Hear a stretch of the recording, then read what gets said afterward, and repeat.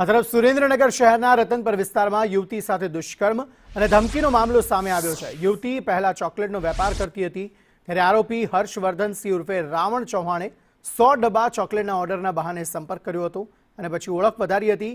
બાદમાં ફરવા જવાના બહાને ખમીશણા નજીક કારમાં લઈ જઈ ઇકો કારમાં જ યુવતીની મરજી વિરુદ્ધ દુષ્કર્મ આચર્યું હોવાનું સામે આવ્યું છે।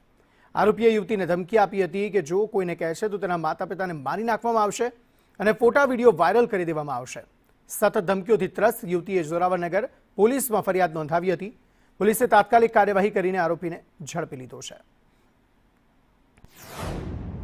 જેમાં આરોપી હર્ષવર્ધનસિંહ ઉર્ફે રાવણ વીરેન્દ્રસિંહ ચૌહાણ રહે રતનપર ખેરાડી રોડ શિવધારા સોસાયટી તાલુકો વડોદરા જિલ્લો સુરેન્દ્રનગર દ્વારા તેમના ઉપર ખમીસના ગામ પહેલા એક કેનાલ છે ત્યાં અવાવરૂ જગ્યા પર લઈ જઈ ઇકો ગાડીમાં બળાત્કાર ગુજારવામાં આવેલ।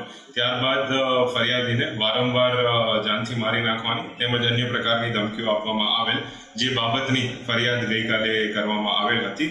તો બીએનએસ કલમ 64(1) અને 351(3) મુજબ જોરાવનગર પોલીસ સ્ટેશન ખાતે ફરિયાદ લઈ આગળની કાર્યવાહી કરવામાં આવેલ છે। તેમજ આરોપીને જ તાત્કાલિક ધરપકડ કરીને તેને આગળની કાર્યવાહી